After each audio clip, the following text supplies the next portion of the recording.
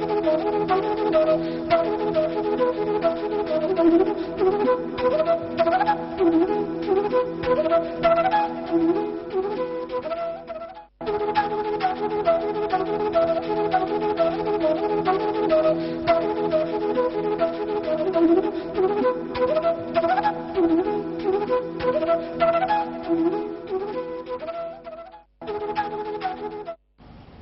afternoon. Welcome to EduSat Network. Friend, as you know, we organized 3 lectures on softer skills. Today we have the last lecture. In the last 2 lectures, we discussed about the communication skill, presentation skill, and grooming skills. Today we will focus about how you perform better in the organization if you join somewhere. There will several situations will be offered, and you have to handle them, and you have to prove yourself the best out of the remaining persons. So I hope these are very essential topics. You will come to know how one can take the challenge, perform better, and prove their worth. And before that, there are very essential things: how to dress, what are the way of talking, etc. are required. If you don't know, the organization people will not offer you to the responsibility or the other things. So these are the basic things we'll also talk today. And for discussion on this topic, we have in the studio the same resource person, Professor Rohan Ubriani, management trainer and corporate communication experts. So on your behalf, I welcome Professor Ubriani for the EduSat lecture. Welcome, sir. Thank you very much, Mr. Kumar. Very good afternoon, students. As we have been going through the soft skills training, the understanding in the last 2 days, today being the third and the last leg of this session. In this session, we will cover the expectations of the corporate world from the young qualified professionals. Now, as we been working in the corporate for quite some time, like whether it's me for 2 decades or whether it's your parents or you have seen your teachers, everybody who works in an organization usually believes that a basic qualification that one has acquired in any field of activity, whether it's we call it, say, in the olden days it used to be the 2 main professions were the ones which were promoted very aggressively, that was engineering and medicine, and on the other hand there were general qualified people also, whether it's BA, BSc or BCom. So from the perspective, I mean, if we go back say 20 years or 30 years back, people used to believe, and even today also, that acquiring a particular qualification, whether it's a general qualification or a technical qualification, is sufficient to get inside or get into a corporate or get into a company or get a job, and that is all that you require. And then after that, it's your performance that will take you through to your career, and depending upon your caliber, your talent, your value deliverability, you will succeed or say you will rise in corporate. But today the world has become extremely competitive on one hand. On the other hand, it has become extremely global in nature. What does it mean? It means that for one particular job, one particular say career in an organization, there are many people who are vying for it, competing for it.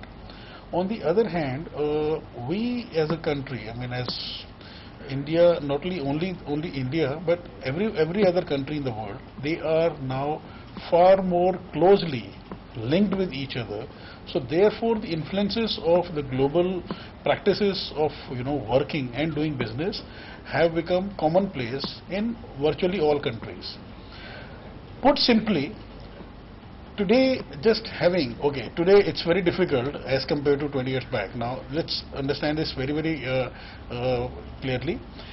Compared to what 15-20 years back the people used to do is to acquire a graduation, and then graduation used to be a kind of a passport to a job, whether you do a BA, BSc or BCom, and BCom will usually go into a commerce field or whatever, and the other fields of profession used to be engineering or medicine.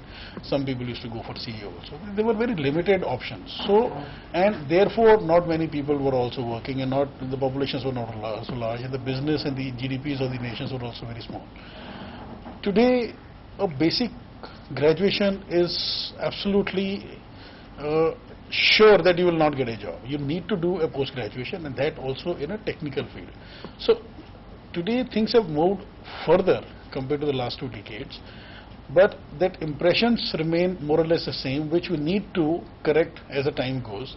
That having just an MBA degree or a BE degree or a BTech degree or an MBBS degree is going to take you forward in your career. The answer is no. That is why my first slide is very clear on what this session is going to be all about, and this is what I have put it up front in the very beginning of my session today, is that what are the contemporary expectations of a corporate. In addition to requisite professional qualifications required, as the company says, the basic qualifications that you must have in order to be eligible for a particular job, like MBA, BE or BTech, MCA, MTech or whatever. A progressive corporate meaning the corporate which is ambitious to grow and grow fast and connect globally. It expects 2 types of additional skills and traits from young qualified professionals. People who are beginning their careers as they look forward to joining a corporate and making it big, creating a great career, having a global career from that perspective, you require 2 sets of skills and traits. One are essential skills and traits to perform well and grow normally. It means that the essential skills and traits that are required, we will explain as the slides go by. The essential skills and traits are necessary along with your qualification, along with your professional qualification. They are necessary to perform well and grow normally, which means survive in the company, hold on to your job, but it is no guarantee that you will grow well. But the additional set of skills and traits which are desirable skills and traits in order to excel and grow rapidly as compared with your other competing colleagues within the company, within the industry, and suppose there are say 10 companies in the automobile sector and all 10 companies acquired say 10 people each, 10 automobile engineers each. So there are 100 people working in those 10 companies as automobile engineers at the entry level. Now only one will become a CEO of a company. The other 9 will remain either at the senior levels or middle level, or they move into the other industries. So it is these essential skills and traits plus desirable skills and traits which will ensure that you move up and you excel and grow rapidly. We'll see all of them one by one. Okay, what are essential skills and traits? They are basic soft skills that includes excellent communication skills. We have already spoken or discussed that in our lecture on 8th May, day 4 yesterday.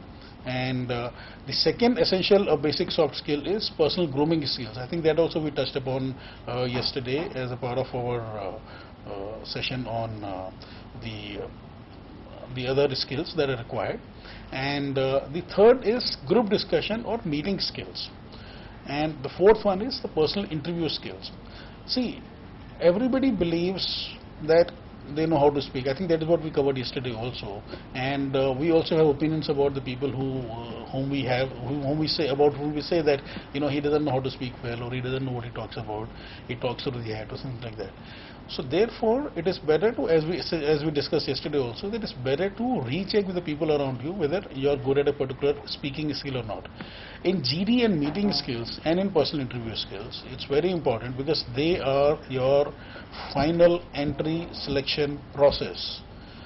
You may have a great academic record in terms of your marks or grades and the other activities that you have done at your school, college, or post-graduation level, and you may have done well in the written exam or in the first 2-3 sets of selections, but your final frontier is your GDN interview, and what they assess in these we'll see one by one in all these skills.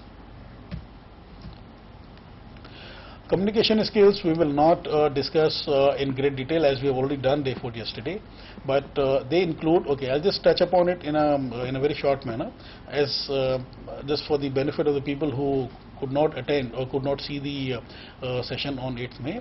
Communication skills basically include speaking skills, listening skills, writing skills, body language skills, and reading skills. Out of these 5, I'll just simply share few details about the first skill. I think others have been discussed in very much in detail. In fact, all of them have been discussed in detail day before yesterday. Speaking skills are most important because that is your post your look when you meet someone, whether it's an interview or generally also in any environment. Post your look from head to toe. The next judgment area for the people whom you interact with are when you start speaking to them. And what is important in speaking skills, the first and foremost, is your ability to construct sentences, sentence construction skills. Lot many times we have noticed that the people have a problem constructing sentences. They don't speak in complete sentences. They speak either halfway, speaking few words, assuming that the other person will make out the meaning by just attaching meaning to those few words, which is at times becomes very difficult for the listener. And on the other hand, the words that are spoken in sometimes are very repetitive in nature. So one needs to learn from either an institute or from an expert the sentence construction skills, how to construct a sentence and how to deliver that also. And the second part of the speaking skills is your vocabulary strength. Vocabulary is the vast knowledge of words, different words. Using the same word again and again in a sentence puts people off. You also in a way convey your weak repertoire of words, weak the armory of words, and people generally tend to assume that okay, you only know these 2, 3, 4 words and then you keep repeating them in every sentence and you have no knowledge of the vast, or say for that matter the different words meaning the same thing, and you can't use them also. That is very important. Vocabulary has to be very, very large. Third, extremely important, is pronunciation. We are not an English speaking nation, we are a Hindi speaking nation, and as a Hindi speaking nation we also have a lot of regional languages also which have an impact on our pronunciation. So what happens when say in a country like India, when somebody is born, a child is born, and when he starts speaking, so his first exposure to the language and pronunciation begins with the mother tongue. What he learns is his own regional or his mother tongue within the family. And as he starts going to the school, there he learns the national language Hindi and the English. Now English sometimes begins little late in the schools, barring public schools or say those premium or the superior schools, where expensive schools I would say, where it begins from the day one. But in lot many government schools the English begins somewhere in the later stage of 4th or 5th. Now English is not our language, but please understand this is our business language. Even in India it is business language. Nobody does business in Hindi or any other regional language. Very rarely, very rarely. And if you're looking at a career, a global career, this is an extremely important language to learn. And my take on this particular aspect of speaking skills is that English must be spoken in the manner English is spoken. Like we speak Hindi in the way Hindi is spoken. We are a Hindi speaking nation. We speak our mother tongue or regional languages in the manner it is spoken. But I have come across many people, I'm sure you also would have come across as many people, that people who speak, majority, a large number of people speak, Indians speak English with their local accent or with their regional accent. Like a South Indian will speak in a particular manner, which will give away the fact that he is from South India. A North Indian or an East Indian also will give away, or say give away, meaning it'll become very clear that he is which part of the country he belongs to. Pronunciation is so important that it should not, pay attention. I mean, the best way of say improving your pronunciation is to pay attention to say people like newsreaders on the TV channels, whether it's a Hindi newsreader or an English newsreader. They are trained to speak in a very, very neutral and use correct pronunciation for every word that they speak on the TV. So looking at them and emulating them is one major method of improving pronunciation. Now, for example, I mean, this is something which I'm taking a little more time on because it's very important. When you speak, then the other person should be impressed with your speech rather than should put you in a particular category. Okay, he is from that background. For example, if I were to use a very simple word, fan.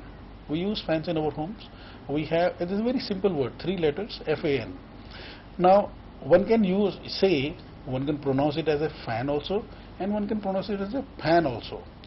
Both in an environment like our country will not be objected upon so severely, but if you are operating in an MNC environment, this will be taken with a lot of seriousness, that what kind of profession, expertise that you have while speaking the business language, which is English, whether it's in India or anywhere else in the world.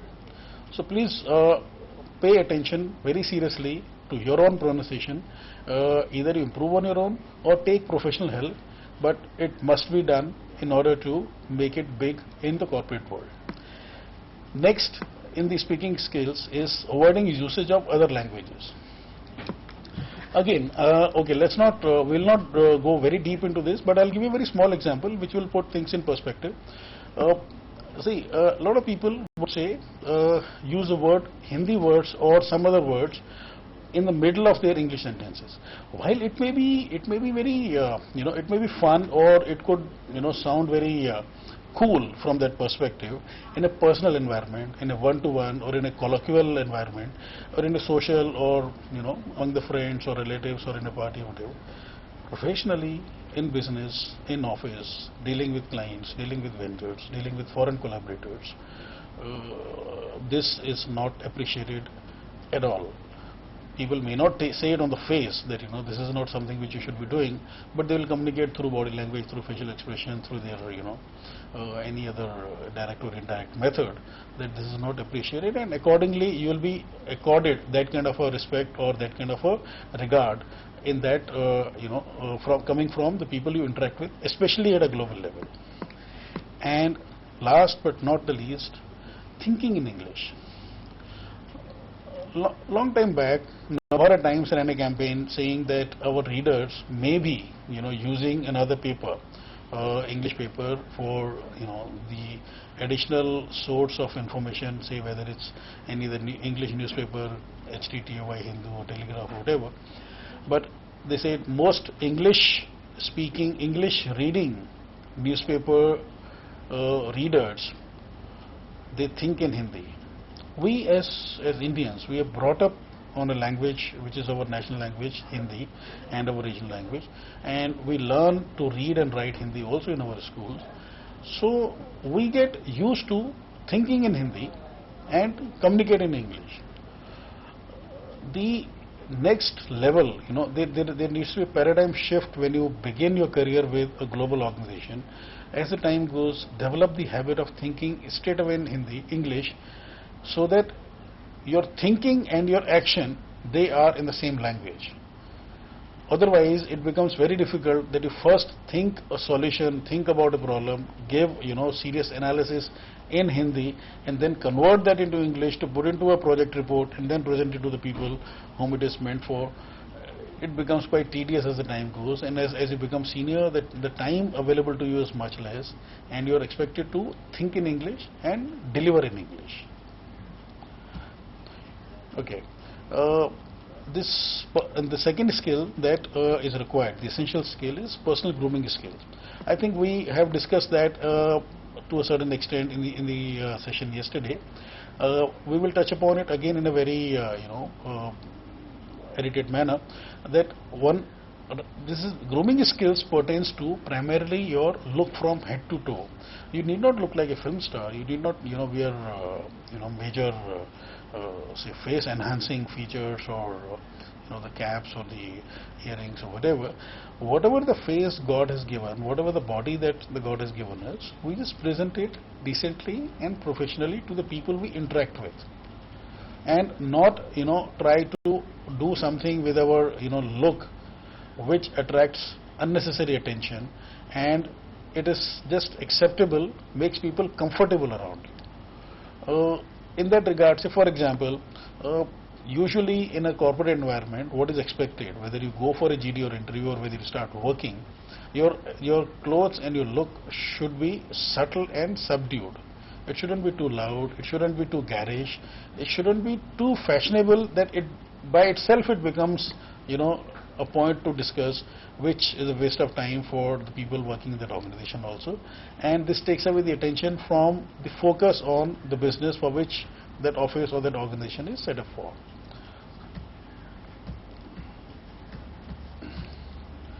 Okay.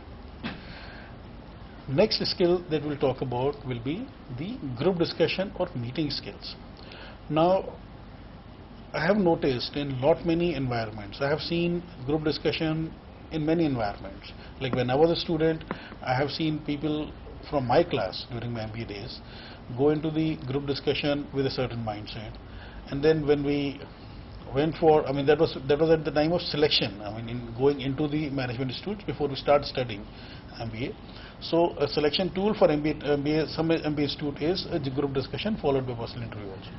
Then you study for 2 years, and then after that the companies come to the campus for campus interviews, and where apart from your academics or your basic written test or whatever that they do, the selection process also includes, it's basically screening processes. And some people will be screened out at academic record level, some will be screened out at say written test level, and then the GD level is also another screening out method of selection.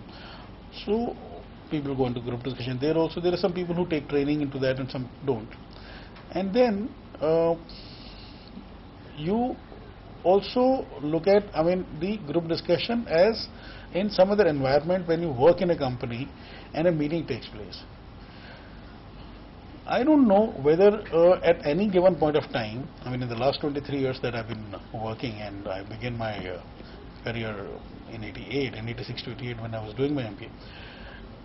I haven't seen anybody explaining to any student or any candidate sitting for GD that group discussion is basically a simulation of a company meeting. What does it mean? It means when a company conducts a group discussion as a method of selecting students, they will make 10 or 12 students sit together, they'll give a topic, and they'll give 20 minutes for it to be discussed. And then there'll be 2 or 3 judges who will judge that entire group discussion being held by those 10 or 12 people. Now, largely one has seen that it becomes a fish market.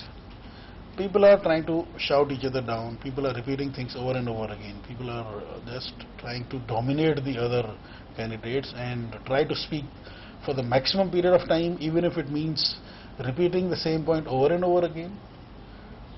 Why would a company need such people who do not allow a group discussion to take place in the first place? What company is looking for, the objective of conducting GD is to see how these people will perform or they will participate in a real company meeting when a company meeting takes place. A meeting takes place for either solving a problem. Why would a company hold a meeting and waste its time? A meeting is held inside a company or inside an organization to either solve a problem on hand which has come currently, or find ways, strategize, create strategies for exploiting a new opportunity which has now become present.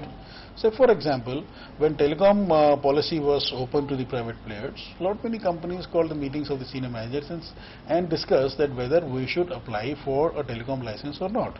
There are a lot of people who, before telecom industry was open to the private players, we had only MTNL and BSNL operating in the country. So, post the opening of that policy, a lot of companies held meetings to discuss among the senior managers that whether we should apply for this and what are the stakes involved, how much money involved, and what chances of success we have. That is the point they called the meetings inside the company to discuss, and some companies decided to go ahead with applying and some companies decided not to go ahead with applying, depending upon what was discussed and what were their strengths and what were the reasons for going ahead and what were the reasons of not going ahead. But either way, a meeting is held for a serious reason, either to solve problems or to exploit an opportunity. And I have seen in most GDs, it becomes a virtual dogfight where people are just shouting at each other, they're demonstrating, power to shout people down, dominate others, keep pushing their points repeatedly.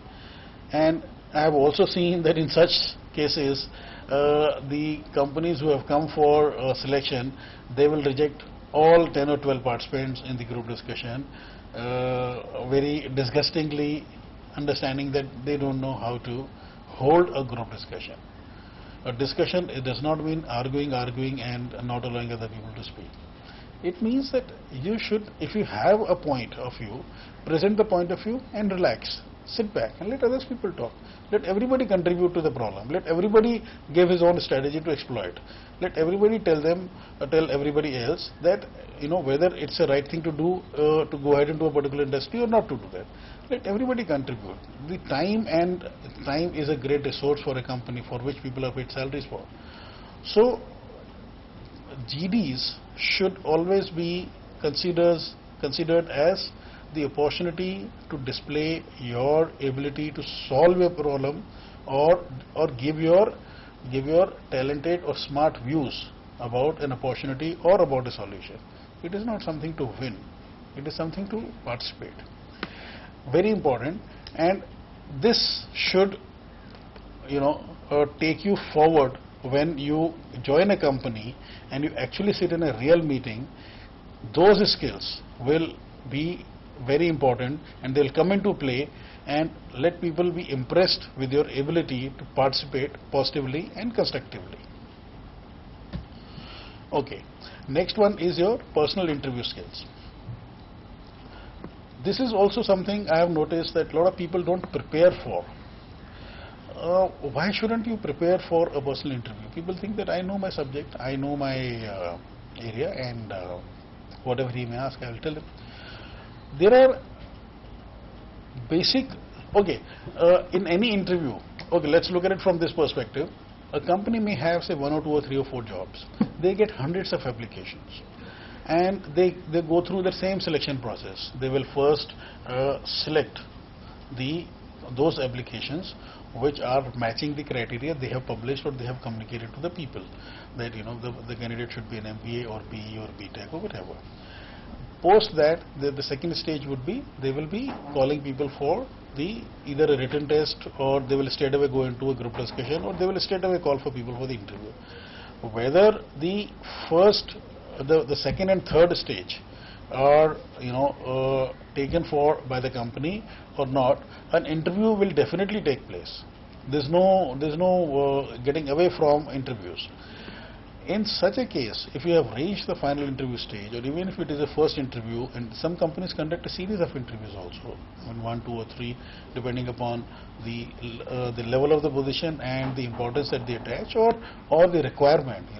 They might have say a technical person, or say suppose there is a marketing executive job. So one interview could be with a marketing manager or a marketing team, another interview could be with an HR manager to look at your candidature from HR perspective. Now, preparation is so critical that it can make a difference between you being one of those 100 being selected finally for the job, or you being one of those 99 who are rejected for the job. Please understand, in our country especially, for every single job, there are many people who are gunning for it, who are going for it, and most people are equally qualified. Probably they're equally talented and probably equally worthy of that particular job. But what happens is that, suppose if I have one job to give and the qualification is, say, MBA marketing, and say suppose the job carries, say, a salary of, say, 25 or 30,000 rupees for a marketing executive in my company. I get 100 applications and I call 50 for interview. Now out of those 50, I find 30 are very good. But I just need one guy, no? So who will be that one guy? All 30 will be equally qualified, say MBA marketing. All will have the same experience. If I've asked for the experience of 1 or 2 years, they will all be, they will be at par with each other, more or less. If I have 30 jobs, I will give it to them. But if I have only one, then how do I select that one? that one should be that gentleman or that lady who has something extra than the others. And what is that extra? That extra is your communication skills, domain knowledge, industry company knowledge, current affairs, and your professional attitude. These five are something which cannot be you cannot develop expertise in these five areas sitting at home or talking to friends or just reading papers. You require professional help to acquire the professional interview skills. You must be knowing some people, I'm sure you do, who repeatedly fail in interviews, and you also would be knowing some people who repeatedly pass every interview. Have you tried to analyze that what is the difference between these two sets of people? The people who succeed normally are those who do not commit the mistakes of those people who fail repeatedly. First and foremost, communication skills. We already talked about it. I think we talked about it day before yesterday also. We talked about it in the earlier part of the session also. Usually lots of people, my experience, I don't know why I'm so negative on this, but lots of people I have noticed that they take communication skills for granted. They think that they speak very well, they are great listeners, their writing skills are excellent. The answer is no. Even today, after 23 years in this business, I still feel that I need to improve much more. Much more. Every day should be a learning process. Every day you should look at, even today I look at the newsreaders of Hindi and English channels to see if there is something which I can learn from them. And they are decidedly very, very good. And they are doing their job day in and day out.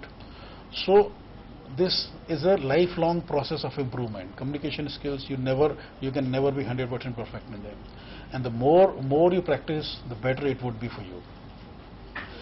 And domain knowledge.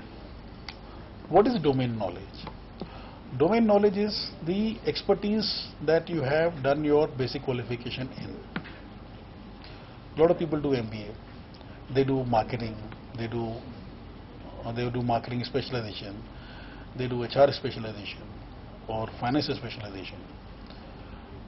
80% of the cases, this is what my personal research is, that they are doing, for example, MBA, the way they've been studying their school and college level studies. Fortunately or unfortunately in our country, for that matter in other parts of the world also, why blame our country only? School and college studies are totally different from the professional study that you undertake when you do a professional postgraduate course like an MBA or BE or BTech, whatever. But there is an absence of a proper orientation when a student actually enters an institute of higher education to do his post-graduation in a professional domain. What does it mean? It means that when you're in 12th, up to in your school days, or in your college for that matter also, there is a particular way of delivering the education. And what is that? It's textbook oriented, there are tests involved, there are different assessments involved, and it's marks based. And there's a focus on attending the classes to a level of 75% or whatever. They all are right, they're not wrong, they all are right. But over a period of time, students especially, they have found a way around to beat the system. And what is that? If the focus is on marks, acquiring marks, and the acquiring a higher number of marks is a reflection of a student's talent, then there are ways and ways to get higher marks without having talent also. I will not elaborate on that particular aspect because everybody knows what I'm talking about. There are talented students who acquire good number of marks through their talent, and there are quite a few students also who acquire a higher number of marks without having talent also. We have seen that film called Three Idiots, and how people like Chatur, they get marks by cramming it up without understanding any, the aspect of that particular knowledge, and they just mug up the things and then they acquire marks.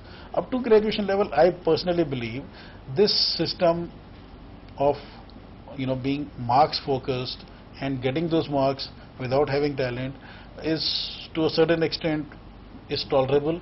It is being tolerated, and since till graduation it doesn't really matter so much, because today with simple graduation you can't get a job in this country, or for that matter in the whole world. You need to have a professional postgraduate qualification.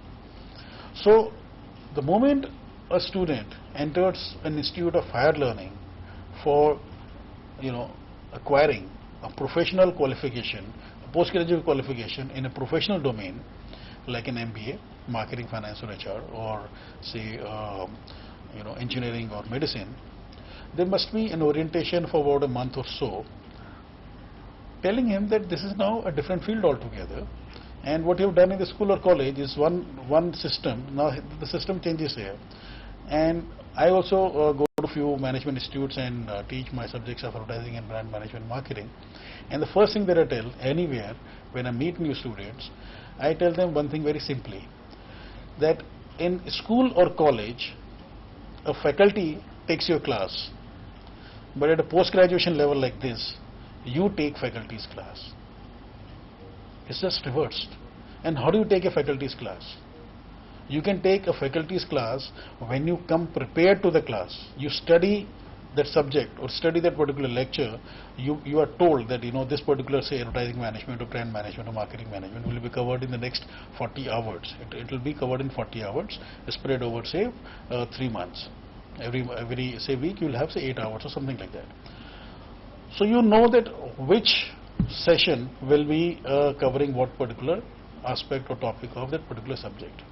You prepare so well at home that you come to the class and ask questions, participate in the discussion. I love students challenging me on my knowledge. I want them to rip me apart on that particular topic. It doesn't happen. In most cases, it doesn't happen. That the habit of spoon feeding continues. They keep talking about that you give us the notes or they give us the marks. Not that.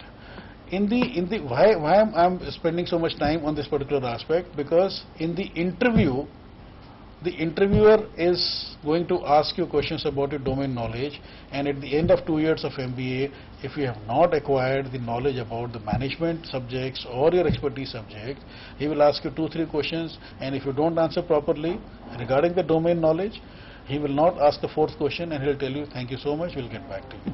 Which is a very polite way of saying that, we have rejected you. Because also understand the responsibility of the interviewer. The interviewer is an employee of his company. He is carrying a responsibility. He has the accountability. He has the answerability. He can't be selecting someone who's mediocre or inferior and giving him a job in the company, and few months down the line, if that employee, because of his inferiority, is not able to perform, he will be questioned that what kind of inferior candidate you have selected for this job, whom we are paying him so much money, so many perks, so many facilities, and we are risking our business. So an interviewer is not going to select. I have known many management institutes where the companies came and without selecting a single student, they went away. They wrote in the feedback that the student quality is not so good here, and we will not be coming here again. Now, what is the point? So please, you have to focus on the domain knowledge. You are responsible for raising your knowledge so much that you should be very confident that when the interview is taking place, you should be able to answer every question that is fired at you. Please the interviewer, so that they may or may not select anyone else, but they must select you definitely. Another thing that impresses the interviewer is the industry or the company knowledge, the company that you're going for the interview for. Today, your generation is so fortunate that all information is there on the internet. You need not even know the website address of that particular company for whose interview you're going for. It does not take much time, just 1 or 2 hours, maximum 4 hours, or depending upon your interest.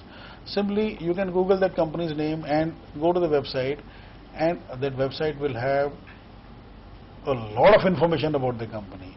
When the company came into being, who were the founders, what all they began with, where all they operating from, where all they have offices in, what is their position among their competition within the India, globally, how they've been growing, who are their collaborators, what are their future plans. I mean, just eat up everything about that company and somehow either ask directly, or if it's not asked directly, somehow smartly weave that information into your answers in the interview. It will impress, it will please the interviewer so much that he is already into my company. He is interested, he is passionate about my company, he already has acquired the information. It doesn't take much time, doesn't take much effort also.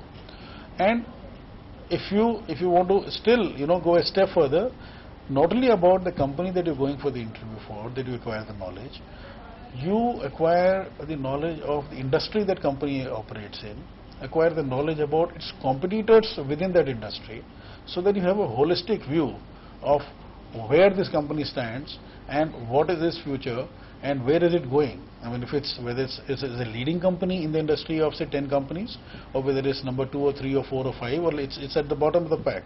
There are 13 telecom players in say Delhi NCR circle, including Airtel Vodafone, and the Airtel Vodafone will be sitting at the top of the pack, and there are a few companies, telecom companies, which probably a lot of people in the country may not have heard of. They must be operating at the bottom of the entire list of 13 players. Now, if you're going for a say interview in a telecom company, and if you happen to be whichever area that you belong to, you just tell the interviewer that okay, this is what the industry I understand, and these are the companies, and this is where they stand. This is number 1, this is number 2, and this is the market shares. It is going to please them so much. They may or may not be a part of the interview questions, but somehow smartly weave it into them, display that knowledge. It shows your interest, your passion for that company, and also shows that okay, this is how you're going to work in the company. Whatever work you're given, you're going to do your homework well. You're going to work hard and acquire information and base your performance on that acquisition of the knowledge. And then it also reflects that you like to remain updated on the industry that you work within. Unless you update yourself on a daily basis, hourly basis, minute-to-minute basis, the chances of survival are very, very low. Today, there are lot many things are happening in every industry on an hourly basis. You can't avoid updating your information on say daily basis, if not hourly basis. It's extremely competitive, and lack of knowledge can put you behind many people. In fact, it can have a great bearing on your survival within that industry or within that company also. Very important, industry company knowledge updated at all times. And fourth aspect of in a personal interview is the current affairs. Do you read newspapers? Any newspaper, whether it's a journal newspaper like TOI or HT, or say a financial paper like Economic Times or Mint or Financial Express? They have to be read. A lot of people find newspaper reading very boring. They find business channels very boring. Can't afford to avoid them. You may not read the whole paper from end to end. Read up every single word printed on the piece of paper on that newspaper. At least the front page, at least the headlines, on a daily basis and regularly. Can't avoid it in these competitive times. In any interview, however technical it may be, the current affairs questions will form about 25% of all questions asked. They want to see, like in one interview, I will not give the names of the people or the company or the institute where it happened. A very big company, a very leading Indian company with global businesses, they came to a very reputed institute in NCR for campus interviews, and they, in those days, this I'm talking about 4 years back, in 2008 or something, when the Dubai crisis took place, and they had a lot of stakes in Gulf in terms of their offices of company. The company was under so much of stress that the people and their businesses or their investments were in a major jeopardy, and they thought that and they came with a package of 12 lakhs a year, giving a lakh rupees salary per month to those students. And one of the questions they asked, whether the first question or second question they asked, that what is the Dubai crisis? And anybody who said, I don't know, he was not asked the second question. And those students were sitting in that interview with so-called complete preparedness. Okay, if he's asked me this, if he asks me about marketing, if he asks me about finance, I'll tell him. They were not asked any of those questions. They were asked, what is the Dubai crisis? If the answer is, I don't know, thank you so much. Nobody, they said, the company that you're going to join, the company which is going to give you £1 lakh a month, you have no idea that how that company has suffered greatly in a global crisis like this. How can you be so immune, or how can you be so impersonal about the company? That you want a job, you want the money, let the company go to hell. Is this what you're reflecting? This is exactly what was happening. They said, you don't know what's happening around. And the company that you're going to work for, you don't know what kind of major trouble it is already in. And despite the fact that they were in trouble up there, they were coming to that institute with a package of 12 lakhs a year. And they had 4 or 5 positions. They didn't pick up any. They couldn't find a single student who knew about that crisis. It was a very big global crisis which had affected many countries, including India. So it's very important that at least scan through the headlines, go through the the front page of at least one financial paper like ET Financial Times, Mint, or Hindu Business Line that you can look at, or one general interest paper, HT, TOI, Express, anything. At least all newspapers will carry the important news in one form or the other. And also it's advisable to spend at least an hour each with the business channel and with a general news channel also, just to keep yourself updated. The TV is far superior in terms of the updation of information as compared to the newspaper, because newspaper comes once in 24-hour period, and news channels will keep repeating the news around the clock, and they will keep updating it on an hourly basis also. Whenever a new event takes place, it comes immediately on a TV. That is the beauty of this particular medium. So keeping yourself abreast with the information being given away through the TV or newspaper is extremely important. This helps a lot in the interviews. And last, again but not the least, the professional attitude. What is a professional attitude? Professional attitude is that if you ask a question and you don't know the answer, be honest and say, I don't know, but I'll find out and I'll get back to you if you can give me your contact details. But I have seen 90% of the candidates, they try to give some answer to the other, hoping that this will, hit the bullseye. No, the person who's asking you that question, he's way ahead of you in terms of knowledge. He's far more expert. He's far more experienced. He's far smarter. There is no way you can fool an interviewer by giving any vague or any wrong answer and hoping that you will get away with murder. Absolutely no. Absolutely no. Somebody who's asking you a question, definitely he knows the answer of that question. So if it is not matching his knowledge, obviously he will get an attitude, okay, if you don't know something, which means not knowing something shouldn't lower your confidence. There is nobody in the world who knows everything about everything. There's nobody. Yes, but if you answer 8 questions correctly out of 10, and on 1 or 2 you say, okay, I don't have the complete knowledge, or I don't have enough, or I don't have full knowledge. I know half of it or part of it. Being honest is professional. Being honest is not foolish, as most people believe so. Tell them, because he's going to find out. He's like a police inspector. He's like a CBI inspector. He will know exactly whether you're telling the truth or not. So there's no point trying to fool him and jeopardize your chances of success there. Absolutely not. It is very important that not only you communicate the correct thing through your right answer. Equally important that you should also communicate something which you don't know, but also reflect let him have your positive attitude also, that I don't know, I'll find out and I'll get back to you if you give me your contact details, whether it's email or phone number or whatever. That will be appreciated.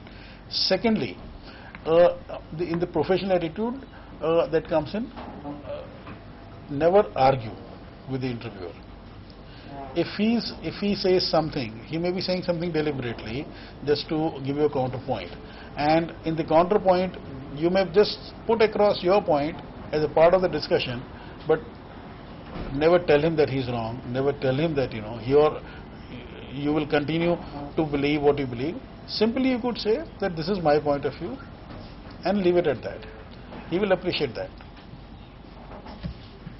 Okay.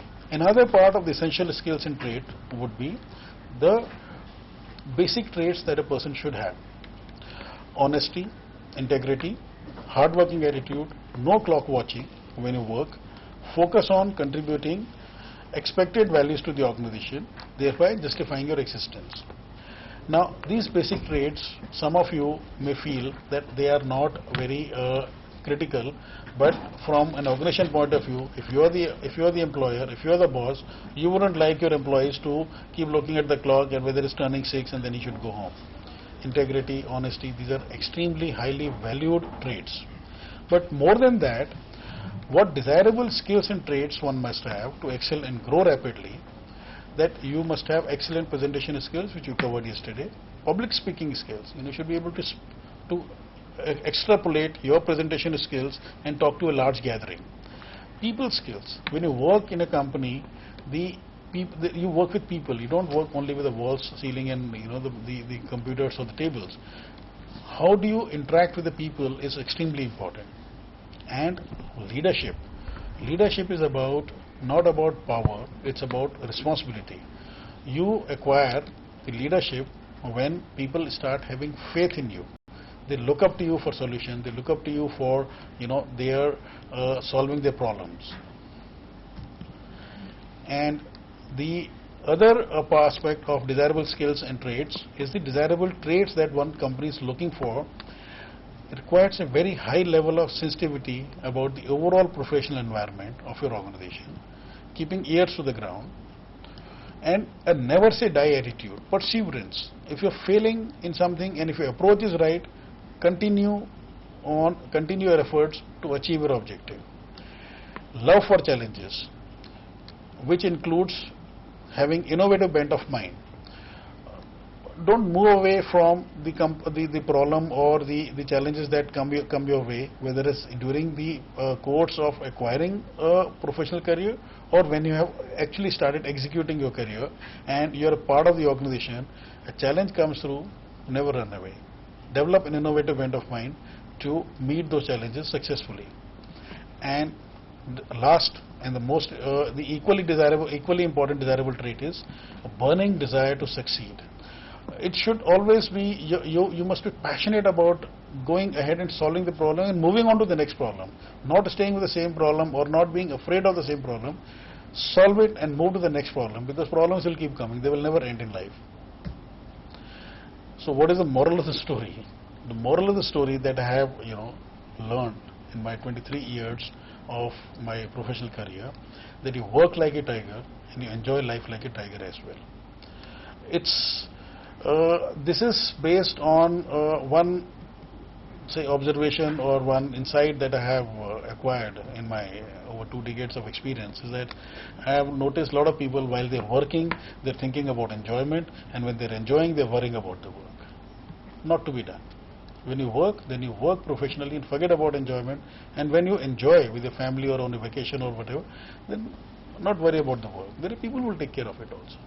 And don't chase success, chase excellence, and the success will have to chase you. Reverse the order. Chasing success? No. Chase excellence. Success follows you. And the second part of the moral of the story? See, this is something which is very close to my heart also. A lot of people believe, and a lot of students have shared with me also, that they feel that, all that is being talked about in terms of hard work, honesty or integrity or these things, there are shortcuts to success also. So this is based on that reaction from some people whom I have interacted with, that you can achieve success through politicking and psychophancy. Politicking, leg pulling, psychophancy, praising the people who are in power of some kind of power, whether bosses or whatever, as opposed to hard work. Because a lot of people say, who will do the hard work? Let's do politicking and psychophancy and move up. Since you can achieve success through politicking and psychophancy as opposed to hard work, but nobody will respect you, not even your family members. Even your family members know how you have achieved success, even though you may have a comfortable or luxurious lifestyle. And last, again but not the least, acquire the reputation of being one of the best or the best in your profession, and you don't have to worry about it. I think my last point here would be is that, as I firmly believe personally and professionally also, that when you look into the mirror at yourself, you should be able to say that I'm proud of you, because you may be able to, or say anybody in the world may be able to fool anybody else, but you know your truth. You can't hide that from yourself.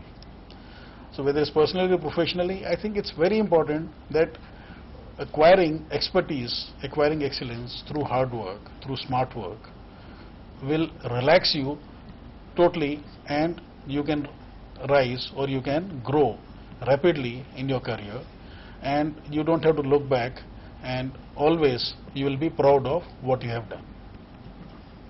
I think I have covered this point to a large extent, and if you have any questions or comments on this subject, please feel free to do so.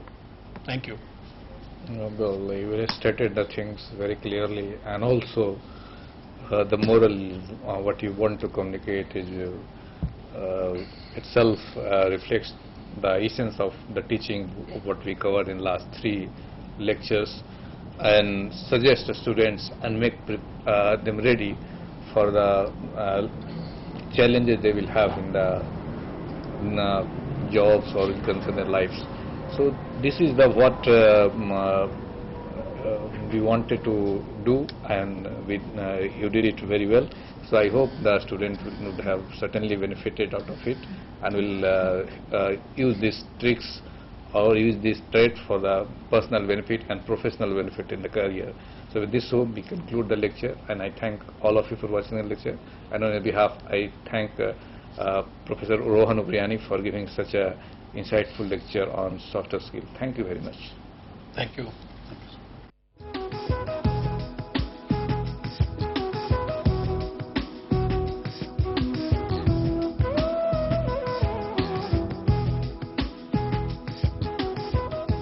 Overcome by an external factor which we shall